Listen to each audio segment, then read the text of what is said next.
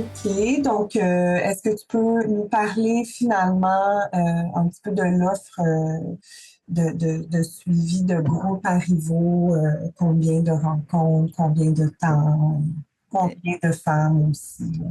OK. Alors,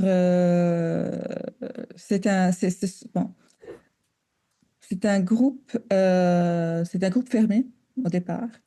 C'est-à-dire, on demande aux femmes d'essayer d'être présentes à toutes les rencontres parce que ce sont des rencontres qui s'enchaînent. Donc, si Mhm, on est absente une fois, il y a quelque chose qu'elles n'ont pas vraiment pu avoir. Donc, on demande aux femmes d'être présentes autant que possible parce que bon, il faut être réaliste aussi. Donc, d'être présentes au groupe autant que possible à toutes les rencontres. Ce sont des rencontres, on faisait avant des rencontres enfin, des 6 rencontres, mhm, mais là, ça va devenir 8 rencontres. mhm, Premièrement, c'est une demande qui vient des femmes.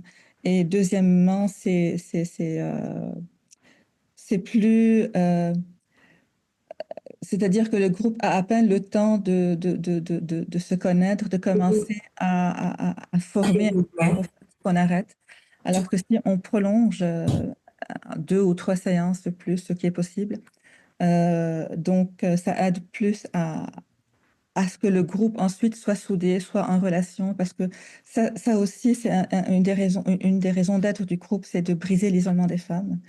Parce que oui, elles vivent de l'isolement et elles le mentionnent, elles le disent dans les groupes et elles expriment un peu ce besoin de recherche de relations.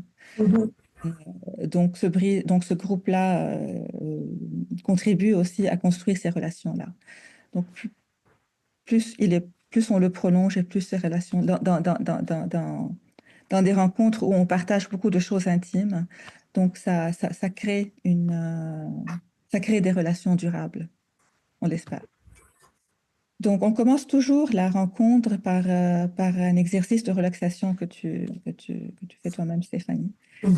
Au fait, je te laisse parler de ça si tu veux.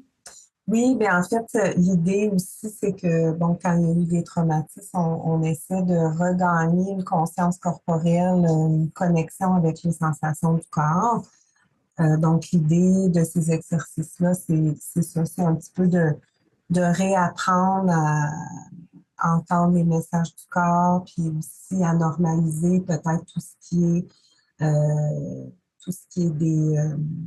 peut-être des défis qui sont engendrés souvent par le traumatisme.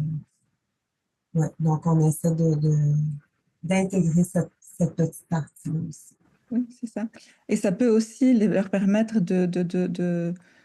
d'utiliser un peu les exercices qu'on fait Mhm. chez elles dans d'autres situations. Et Ouais. puis, je sens aussi que ça les aide à se poser en arrivant Oui. à cet Mhm. exercice-là. Mhm. Se Ouais. posent un peu, elles arrivent au fait, on les aide à arriver dans le C'est groupe. ça, absolument. Prendre un temps d'arrêt là, entre la vie extérieure puis la séance de groupe qui s'en vient. Ouais. Donc après cet exercice de relaxation, on commence par un jeu symbolique qui est toujours en lien avec le sujet abordé Mhm. pendant la séance, pendant la rencontre.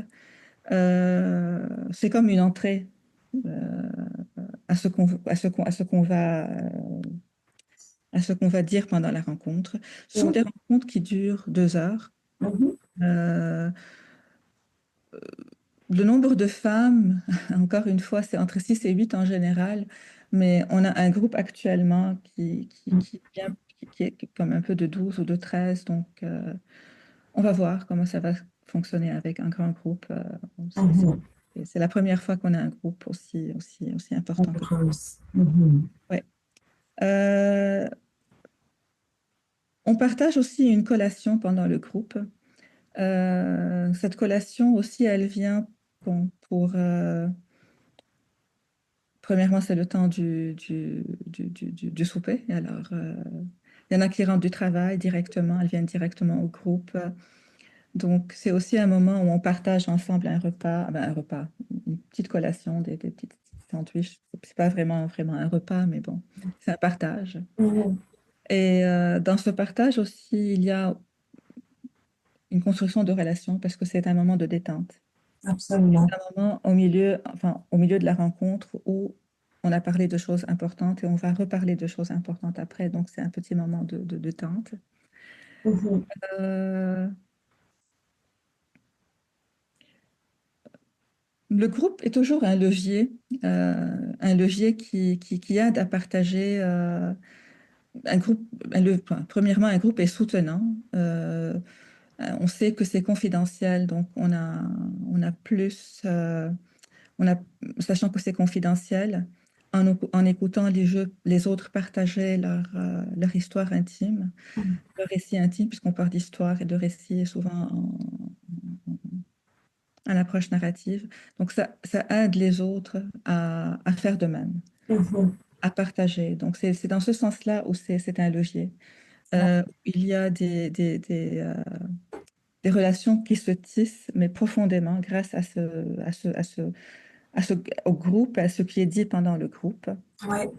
Euh, donc, Puis j'ajouterais aussi que en fait d'entendre d'autres qui vivent des réalités, par exemple d'enfants qui sont dans le pays d'origine, pour qui on est très inquiète.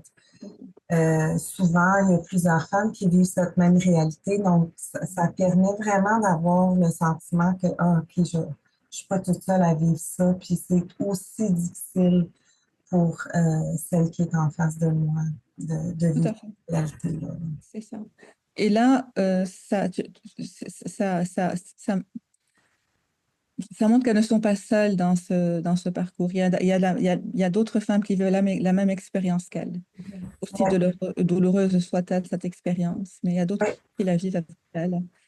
Et, euh, et peut-être il y a un peu de soutien là-dedans, on espère. exactement. C'est ça. Et au fait, le groupe aussi porte. Donc, il porte un peu tout ce qui est dit, il porte tout ce qui est vécu pendant les rencontres.